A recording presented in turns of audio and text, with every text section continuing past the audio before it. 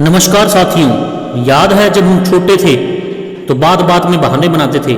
School में मार से बचने के लिए बहाने, मम्मी की डांट से बचने के लिए बहाने, खुद को बचाने के लिए ना जाने हमने कितनी बार नए नए बहाने बनाए। लेकिन बड़े होकर वही बहाने बनाने की आदत आज हमें आगे बढ़ने से रोक रही है। हमने हर बात में बहाना बनाना सीख लिया है, खुद को बचाना सीख लिया है। स्कूल से घर आके पूरी शाम हम दोस्तों के साथ मस्ती करते थे, फिर और अगले दिन स्कूल में जाकर बोलते थे कि हमने होमवर्क कर लिया था लेकिन कॉपी घर रह गई। स्कूल में मार्क्स कम आए तो टीचर स्कूल में सही से नहीं पढ़ाते, मेरी बुक खो गई थी, फिर बहाना। फिर जब हम बड़े हो जाते हैं तो ये आदत अब भी हमारा पीछा नहीं छोड़ती। हम कभी भी अपनी गलती नहीं मानते, हमेशा अपनी गलती के लिए दूसरों को ही दोषी बता देते हैं और खुद बहाना बनाकर बच जाते हैं। ऑफिस के लिए लेट हुए तो ट्रैफिक का बहाना, मेरी कोई गलती नहीं है, ट्रैफिक था इसलिए लेट हुआ। बिजनेस में फेल हुए तो किस्मत का बहाना, मेरी कोई गलती नहीं है, ये साली किस्मत ही खराब है। कंपटीशन में फेल हुए तो मेरे हालात अच्छे नहीं थे, मेरी कोई गलती नहीं है, यार मेरे उस समय हालात अच्छे नहीं थे। अच्छी नौकरी नहीं मिली तो यार माँ बाप ने ज्यादा पढ़ाया नहीं, मेरी कोई गलती नहीं है, माँ बाप ने ज्यादा पढ़ाया होता तो आज अच्छी नौकरी होती। कभी किसी से लड़ाई हुई तो मैंने तो कुछ किया ही नहीं, मेरी तो कोई गलती थी नहीं, मैंने कुछ नहीं किया, वही लड़ रहा था। बहाने बनाते बनाते हम ऐसे हो गए हैं कि हमें अपनी गलतियां दिखाई ही नहीं देती। हम सारा दोष दूसरों पर डाल के अपना पल्ला झाड़ देते हैं कि मेरी कोई गलती नहीं। सच कहूं तो ये बहाना आपको सफल होने से रोक रहा है। जो भी गलती हुई उसमें खुद की गलती मानिए और अपनी कमियों को सुधारिए। कमियों पर पर्दा डालकर आप खुद की कमियां कभी दूर नहीं कर पाएंगे।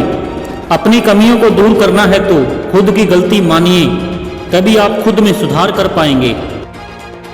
जब आप खुद की गलती मानेंगे ही नहीं तो सुधार कभी होगा ही नहीं और आप कल भी असफल थे और कल भी असफल ही होंगे, क्योंकि आप तो बहाने बनाने में लगे हैं।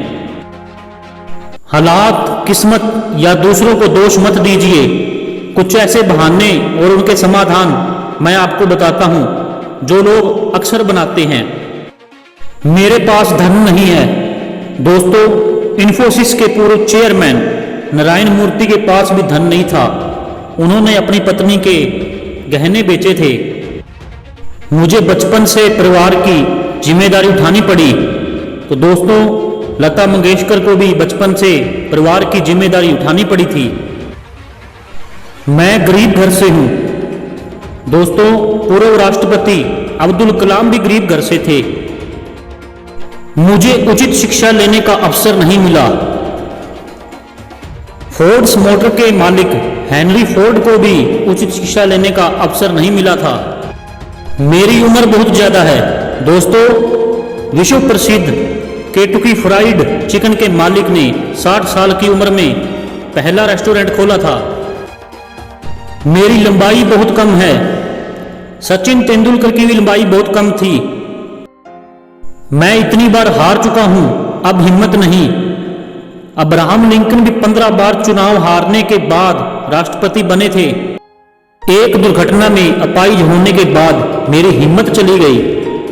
दोस्तों, प्रख्यात नर्तकियां सुधा चंद्रन के पैर भी नकली हैं। मुझे ढेरों बीमारियां हैं। वर्जिन एयरलाइंस के प्रमुख को भी अनेकों बीमारियां थी।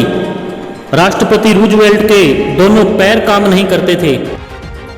मैंने साइकिल पर घूमकर आधी जिंदगी गुजारी है।